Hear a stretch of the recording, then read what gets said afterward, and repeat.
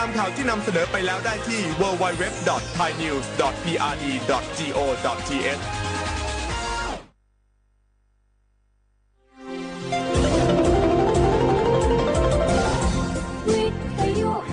ประเทศไทยให้ความรู้คู่ความสุข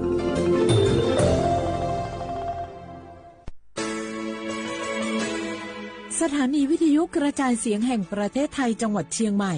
AM 1476 กิโลเฮิรตซ์สถานีวิทยุภาคภาษาชาติพันธุ์แห่งเดียวในประเทศไทยที่มีความทันสมัยเชื่อถือได้สร้างอัตลักษณ์กลุ่มชาติพันธุ์สู่สากล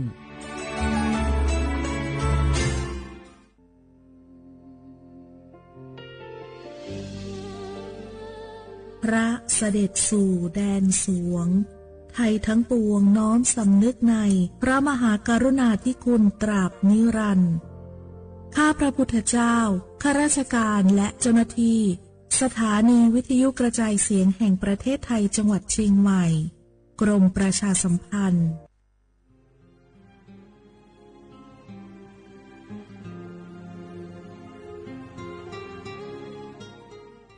This is a moment of profound grief for the Kingdom of Thailand. The collective voices of Radio Thailand Chiang Mai, join the Thai nation in mourning the passing of our beloved Queen Martha, Her Majesty Queen Sirikit. Her life was a testament to the unwavering service, grace, and deep love for the Thai people. Our humble condolences and thoughts are with His Majesty the King, the royal family, and all the Thai people during this deeply sorrowful time. We will remember her forever.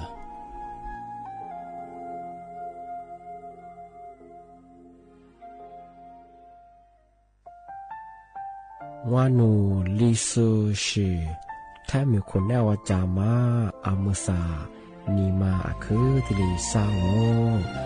วานูวัดซุมาอาคือเฟียมากูวัดทัวมาที่ลีชิควาลิปดูแท้มีคนแนวจามาวานูลิซูชีจะขวาจับโวอามาคือตาโหเลเลที่ลีนีมาจาจานีมาที่ลีซาจางโง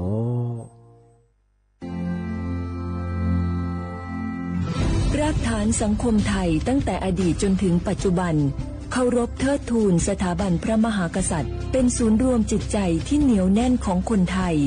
ในเวลาที่เกิดวิกฤตทางการเมืองพระบารมีของพระเจ้าอยู่หัวก็ทำให้เกิดความสงบและช่วงที่เกิดวิกฤตเศรษฐกิจปรัชญาเศรษฐกิจพอเพียงของพระเจ้าอยู่หัวรัชกาลที่ 9พระราชทานให้กับคนไทยก็ทำให้ผู้ที่น้อมนำมาปฏิบัติมีภูมิคุ้มกันและไม่เกิดความเสียหายพระปฐมบรมราชโองการของพระเจ้าอยู่หัวรัชกาลที่ 10เราจะสืบสานรักษาและต่อยอดและครองแผ่นดินโดยธรรมเพื่อประโยชน์สุขแห่งอาณาราษฎรตลอดไปพระมหากษัตริย์ไทยทุกพระองค์ทรงห่วงใยราชเสมอสถาบันพระมหากษัตริย์ไทยศูนย์รวมใจไทยทั้งชาติ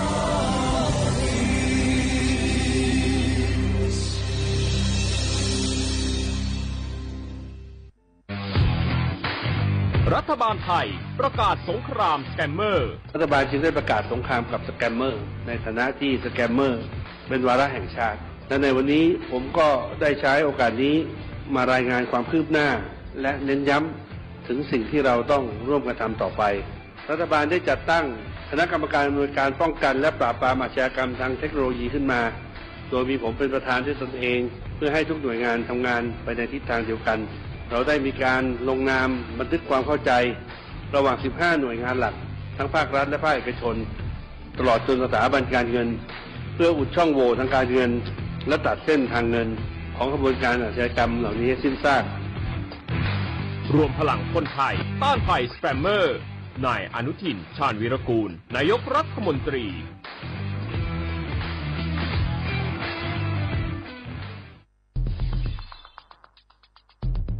แค่3 ปีความเสียหายจากอาชญากรรมไซเบอร์ของคนไทยพุ่งทะลุถึง 94,000 ล้านบาทหรือเฉลี่ยปีละ 30,000 ล้านบาททุก1 ชั่วโมงเราเสียเงินกว่า 3.4 ล้านบาทให้กับมิจฉาชีพออนไลน์ โจรไม่เห็นใจคนอาชีพไหนอายุเท่าไหร่สถานะทางการเงินแบบใดหมอพ่อค้านักธุรกิจนักเรียนแม่บ้านข้าราชการเกษียณทุกคนตกเป็นเหยื่อได้เสมอ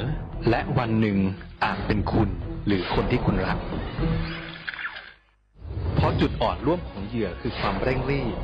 ขาดสติหรือแม้แต่บางครั้งก็เกิดความโลภจนเกินไปอย่าปล่อยให้การกดคลิกเดียวลิงก์เดียวทำให้โจรยิ้มกว้างวันนี้ถึงเวลาแล้วที่คนไทยทุกคนจะต้องร่วมมือกันสร้างภูมิคุ้มกันอาชญากรรมไซเบอร์ช่วยกันหยุดก่อนที่ภัยไซเบอร์จะทำให้คนที่คุณรักและตัวคุณเองกลายเป็นเหยื่อ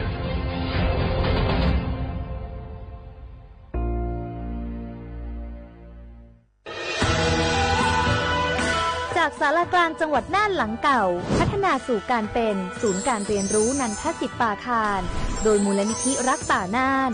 นับเป็นพระมหากรุณาธิคุณที่สมเด็จพระกนิษฐาธิราชเจ้ากรมสมเด็จพระเทพรัตนราชสุดาสยามบรมราชกุมารีได้พระราชทานนามนันทศิษย์ป่าคารอันหมายถึงอาคารแห่งความรู้ทุกแขนงของจังหวัดน่านภายในประกอบด้วยห้องนิทรรศการเฉลิมพระเกียรติรัชกาลที่ 9 แสดงพระราชประวัติและพระราชกรณียกิจของพระผู้ทรงเป็นพลังแห่งแผ่นดินและต้นแบบของความเพียรรถพระที่นั่งอนุสรณ์แห่งการเสด็จเยี่ยมราษฎรในถิ่นทุรกันดารทั่วทุกภูมิภาคของไทยพิพิธภัณฑ์ศาลากลางจังหวัดน่านความทรงจำของอาคารหลังเก่าและการอนุรักษ์สิ่งสำคัญของเมืองน่านเทคโนโลยีกับมนุษย์จุดประกายความคิดสร้างสรรค์สู่การสร้างนวัตกรรมในอนาคตน่านซิมูเลชันแนวทางจัดการขยะที่ยั่งยืนเพื่อตระหนักถึงผลกระทบต่อสังคมเศรษฐกิจและสิ่งแวดล้อมห้องสมบัติน่านย้อนรอยสู่อดีตและความรุ่งเรืองของนครน่านผ่านเงินตราเครื่องเงินและผ้าทองเปิดให้เข้าชมฟรีไม่มีค่าใช้จ่ายตั้งแต่เวลา 9 นาฬิกาถึง 17 นาฬิกาหยุดทุกวันจันทร์และวันนักขัตฤกษ์มาร่วมอนุรักษ์สืบสานสร้างสรรค์ศิลปะวัฒนธรรมและวิทยาศาสตร์ของเมืองน่านคุณค่าที่น่าภาคภูมิใจ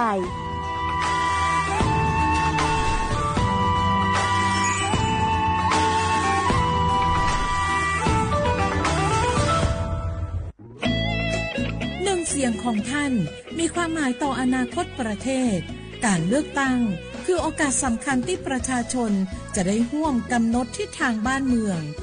ขอเชิญชวนพี่น้องประชาชนผู้มีสิทธิ์เลือกตั้งทุกท่านออกไปใช้สิทธิ์เลือกตั้งปี 2569 เลือกคนดี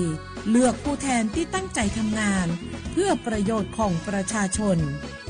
บดีปล่อยให้เสียงของท่านเงียบหายเพราะประชาธิปไตยเริ่มต้นที่การไปใช้สิทธิ์ร่วมกันไปเลือกตั้งอย่างพร้อมเพรียงกันวันอาทิตย์ที่ 8 กุมภาพันธ์ 2569 8 โมงเช้าถึง 5 โมงแลงใช้สิทธิ์ใช้เสียงเพื่ออนาคตของประเทศไทยนี่รู้กันไหมสิทธิบัตรทองหรือบัตร30 บาทเป็นสิทธิหลักประกันสุขภาพตามกฎหมายที่ช่วยคุ้มครองคนไทยทุกคนให้เข้าถึงบริการสุขภาพที่จำเป็นโดยไม่ต้องเสียค่าใช้จ่ายเลยนะครอบคลุมทั้งการรักษาพยาบาลการป้องกันโรคการฟื้นฟูสมรรถภาพทางการแพทย์เรียกว่าช่วยให้คนไทยอุ่นใจกันเลยทีเดียวสอบถามเพิ่มเติมสายด่วนสปสช1330ทุกครั้งที่ใช้สิทธิบัตรทองหรือบัตร30 บาทอย่าลืมพกบัตรประชาชนเพื่อยืนยันการใช้สิทธิไม่ว่าจะไปรักษารับบริการป้องกันโรคหรือบริการอื่นๆสำหรับเด็กเล็กที่ยังไม่มีบัตรประชาชนใช้ใบเกิดแสดงคู่กับบัตรประชาชนของผู้ปกครองง่ายสะดวกรักษาได้ทันทีสอบถามเพิ่มเติมได้ที่สายด่วนสปสช1330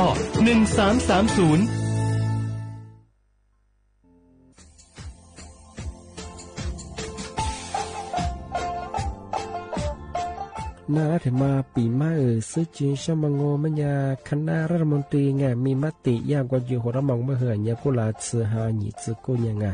ยิ่งโขนี่ตรงว่ายาสดซื้อฉีกว่าย่าไปรับมองเมื่อเหื่อแก้ไขปัญหาไง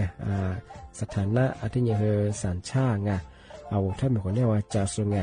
อธิบายที่ยากกฎหมายถือว่าไปรับมองเมื่อเหื่อไงมาตราที่17ไงแห่งพระราชบัญญัติคนเข้าเมืองไงพอสองงไม่อยากให้คนอยากให้หนีตัวอยากหนีซึ่งหนีกว่าไงเทวโว ถ้ามีคนได้ว่าจุลาโซอาทิเนี่ยคือมันจะจางโง่เป็นยังไงอาทิเนี่ยว่ามีทะเบียนประวัติคือถูกต้องอยู่ไงอาทิแบบว่าสามารถยื่นขอสถานะไงคนต่างด้าวเข้าเมืองโดยชอบด้วยกฎหมายที่ดียินหน้าบดงาอาทิทยากฎหมายถือว่าบรรดามันเป็นไงมาตราที่7ทวีไงแห่งพระราชบัญญัติไงสัญชาติยึดโขงงไปเฮอพศยังไง2508ไงเอาถ้ามีคนได้ว่าเฮตาซุงโงไม่ยังไงอาทิเนี่ยเฮอาบามันก็จะเฮอามาไงเอาว่าอยู่ในทะเบียนประวัติบุคคลไงอาทิแบบว่าไม่มีสถานะทางทะเบียนมาจุบะเฮาสามารถยื่นขอสัญชาติไทยที่กรุงเทพมหานครยื่นที่สำนักบริหารการทะเบียนกรมการปกครองอาทิตย์นี้เราส่วนต่างจังหวัดจะสุบะกว่ายื่นต่อในอำเภอตานภูมิลำเนาปีขวานนแล้วก็จะบอกว่าอำเภอยิ่งที่ยื่นชองยื่นเวลาโง่ไม่ยากว่าเวลาใช้การยาขนาดถี่เนี่ยขวานยี่หนักกว่านี้สิอาทิตย์แบบนี่มีกับพวกขวานยี่ที่น่าเหี้ยโชฮา你这姑娘一口你都往下坐吃过过色我这里日穷的么比么是就像我说话的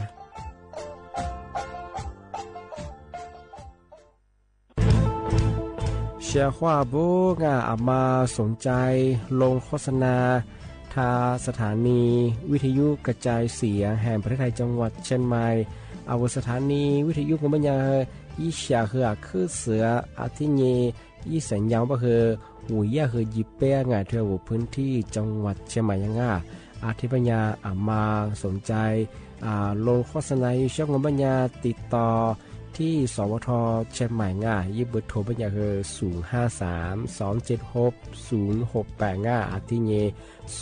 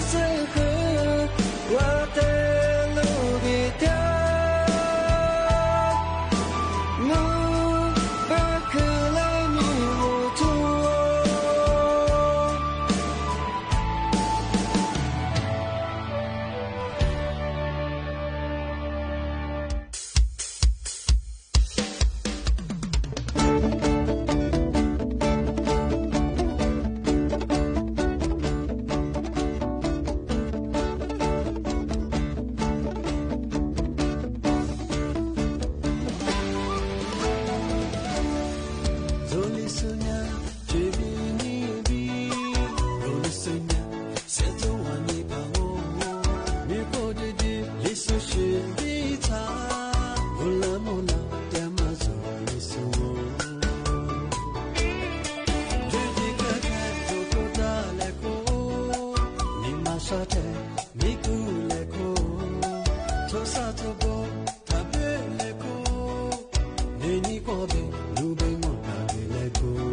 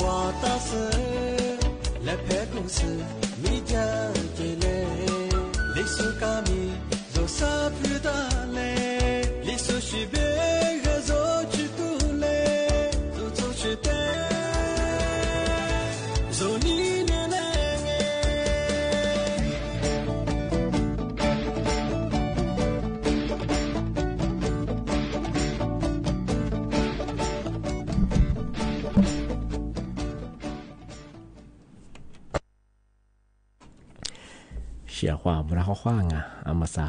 ညီโมควาညီสามโมงวลิสงูโดดสุดขวาไปเราวงก้าวลิสงูปากกางูไม่ทาจิ้นใหม่สถานีวิทยุกระจายเสียงแหนประเทศไทยจังหวัดเชียงใหม่ว่าโดยจากในบ้านชูโมควาညီจิ้มโมติขวาโดที่มูลงไม่ยากညီโมควาညီสามโมงนาทีเนี่ยควาညီนาเนี่ย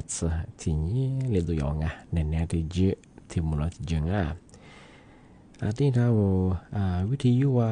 มือจะมองเป็นยังไงยี่ครึ่งความถี่ที่ตัวลี่ยาสิสืบชัวโจเนี่ยคือดูหลังวิทยุที่นี่ยี่ระบบยา AM ถ้าเอา Facebook ไลฟ์สดยังไงยี่เพจว่าสวทเชียงใหม่ AM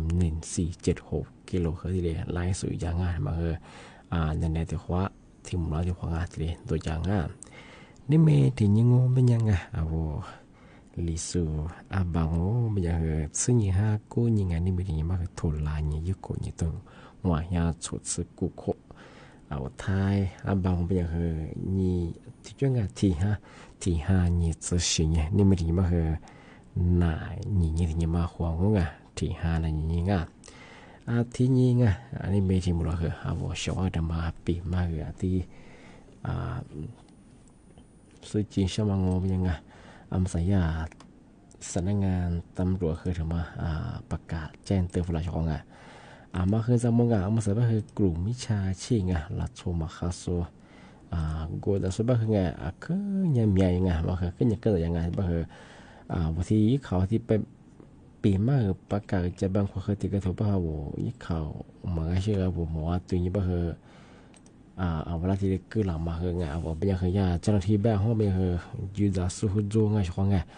แต่ก็ถือว่าเนี่ยว่าตัวฝรั่งนี่คืองอนอย่างบ่ถ้าเจ้าหน้าที่ถือรัฐบาลเป็นยัง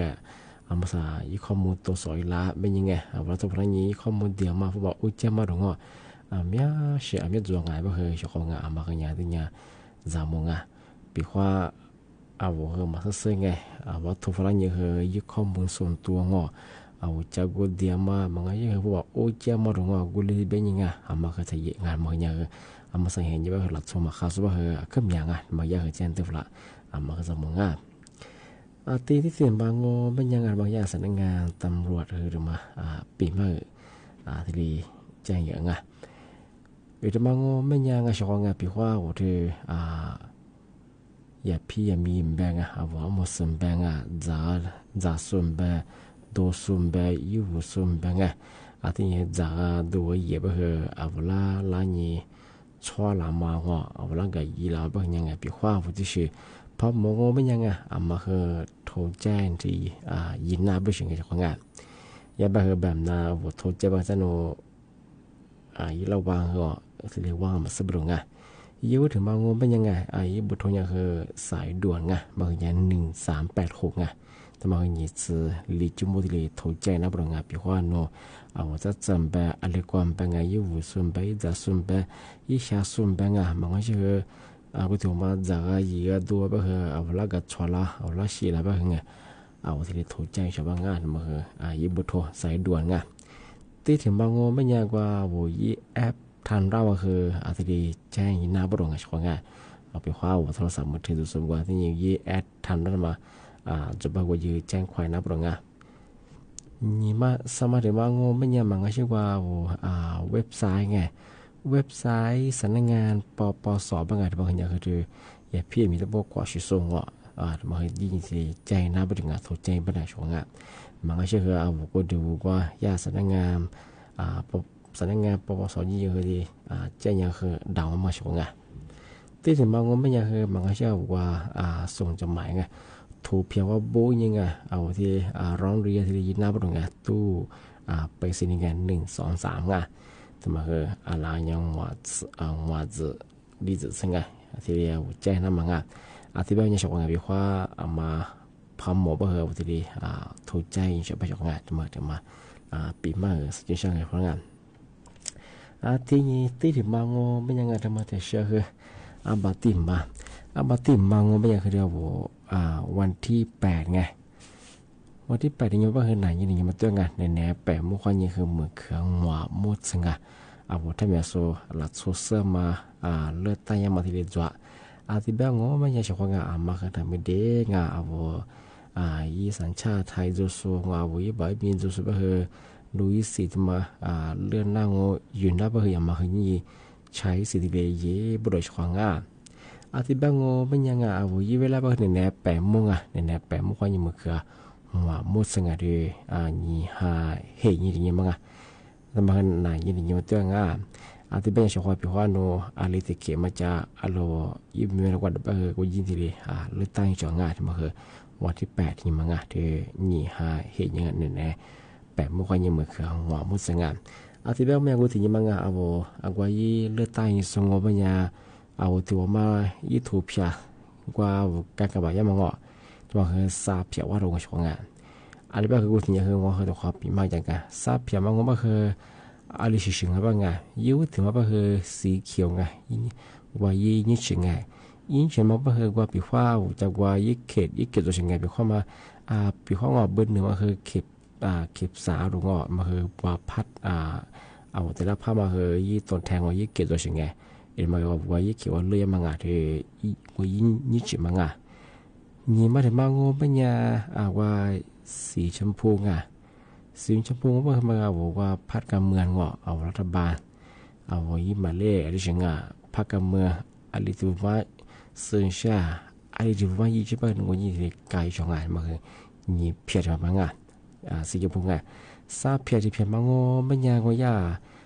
แก้ไขรัฐธรรมนูญไงเดี๋ยวกฎหมายจุกันถ้าบอกว่ายี่สิบตัวสามารถยี่ก็มางานทำมาคือยี่ชายี่มาใช้มางานมาคือออกเสียงประชามติไงที่ยี่สิบไงใบสีเหลืองมังอยู่ข้างโนเอาไว้ก็หมายถูกมายี่สิบเปอร์เซ็นต์ใช่ป่ะไงโนเหว่าเห็นด้วยเบิ่งเอาที่การช่างงานมายี่สิบไงอาจจะไม่แต่เอาที่เป็นยังไงช่างงานทำไม่ได้ไงเอาที่มาเอายิบบัตรเดชไงทำมาอย่างเลือกตั้งมาอย่างยี่มาสร้างอาจจะเป็นยี่แบบตัวมาถูกพิจสาบเพียว่าไงสีเขียวหรือว่าสีเขียวที่พิจอาจจะยังสีชมพูที่เปลี่ยนแปลงอันนี้ยังสาเหตุว่าคือสีเหลืองก็คือสาเหตุที่ว่างช่วงงานถึงมามาช่วงงาน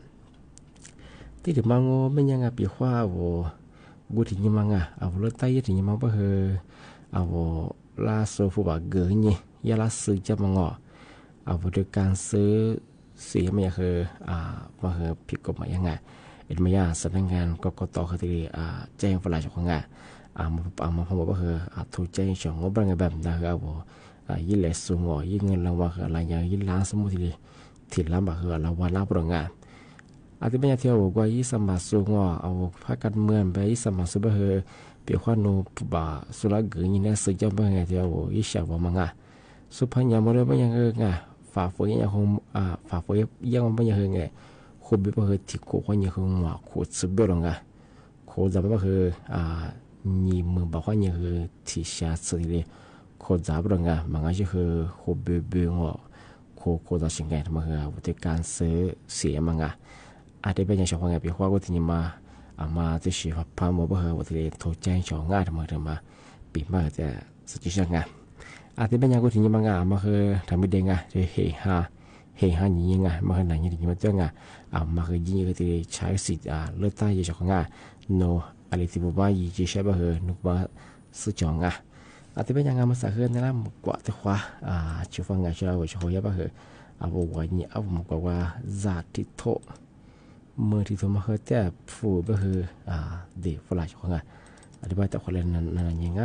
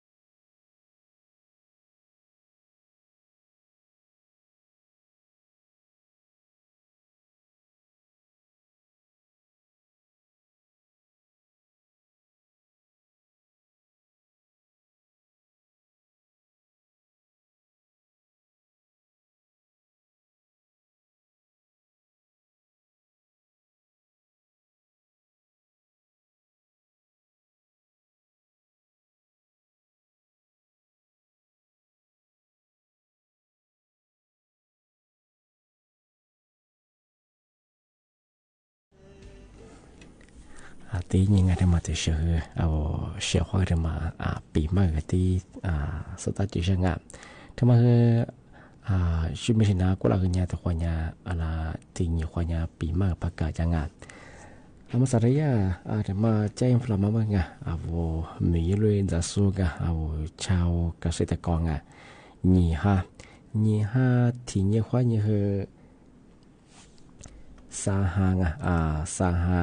สาสที่นี่สังยี่กูนี่ตัวเนี่ยชุดสึกกูกว่าที่นี่ฮะเจสาหาเจคนเดียวว่าคือตัวถัดชูบริงานเรียกว่ามีจากว่างเอาหามีตัวสู้มีจะสู้เอามีจะสู้ปีว่าสู้ถัดสู้แบบคือเอาพัดสองโอ้แบบยังไงฝ่าฝืนยังไงจมเลยแบบมาคือกลุ่มหมายเลขชัวที่นี่ที่กระทรวงการเกษตรไงที่นี่คือสหกรณ์แม่มันก็คือปีว่าโนสมาชิกพัฒนาโง่เป็นยังไงเจ้าของมันจะเชื่อว่ารัฐบาลเขาเนี่ยมีจะสุดที่โครงการกรมที่ลีจอกทำมาที่ลีก็คือ20คือที่ลีมาว่ากันเลยน่าปวดงาปีว่าโนว่าสมาชิกที่กระทรวงการเกษตรสหกรณ์ว่าพัฒนาเป็นยังไงมีจะสุดงาบางทีเจ้าของจะใช้ส่วนที่จอกเนี่ยคือที่ลีมาว่ากันเลยปวดงาทุกทัศน์ยังไงที่บางคนมันยังมีเรื่องจะสู้มีจะสู้ก็คือนี่ฮะเจสาหาเจบางทีบางคนเนี่ยคือมีวิธีว่าตัวถัดสู้บริงานบางอย่างคือที่เจนตัวฝรั่งที่ถึงบางคนมันยังที่ถึงบางคนไม่คือภาษาแบบคืองานที่ว่ากับปากกับเมียนแบบลุชเมียนพวกแบบตัวมันก็ช่วยงานมาตัวแบบสองมันยังยิ่งทอดขึ้นไหนบางคนไม่คือผู้บักโคจรบางคนไม่คือไง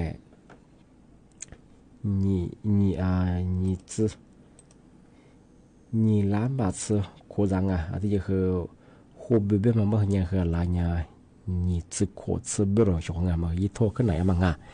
ที่นี่กว่า我ที่เขตอุทยานแห่งชาติเชียงใหม่ตัวกับชมสุพรรณมันพัฒน์แล้วเนี่ยคือนี่คือก็ยี่ดำเนินตามกฎหมายที่เยอะหรือไงที่นี่คือยี่拖ขึ้นไหนมาทางองค์แบบยุ่งไงผู้บอกคืออะไรนี่ล้ำบาดสุโขทัยที่นี่คือ湖北คือสึกนี่สึกขวดสึกเบลงทำมาคือทำผ่าเจนตัวชอบทางที่บ้าคือนี่มีกับผู้จำงมาคือตัวถัดชูเดียวกับปากกับเมียนแบบมีความแบบรู้ใช่ไหมคนนั้นแบบสุพรรณอย่างบริบทคือเลี้ยงให้ได้สวยเนี่ยผู้ว่ากูตัดสินใจเป็นความนุ่มสมมาคือยึดพื้นที่มาตัวเครื่องเบียร์สเลงงมันเนี่ยคือ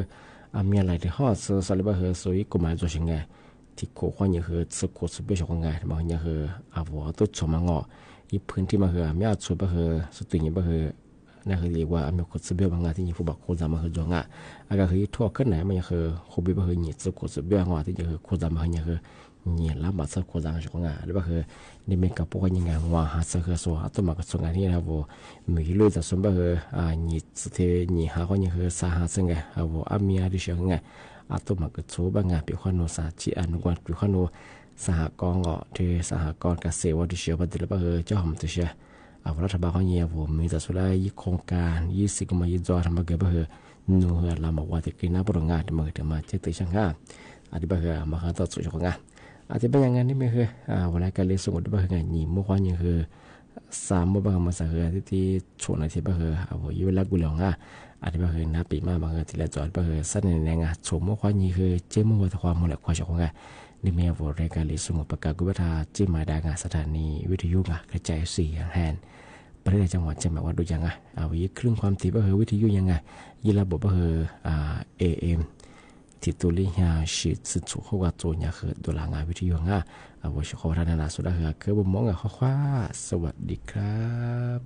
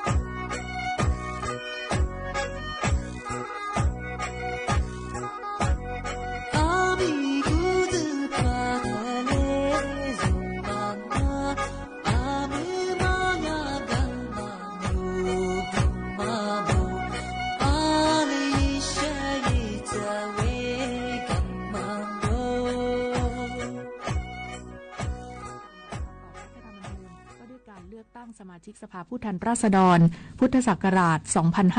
2561 และระเบียบคณะกรรมการการเลือกตั้งว่าด้วยหลักเกณฑ์และวิธีการสนับสนุนการโฆษณาหาเสียงเลือกตั้งสมาชิกสภาผู้แทนราษฎรพุทธศักราช 2500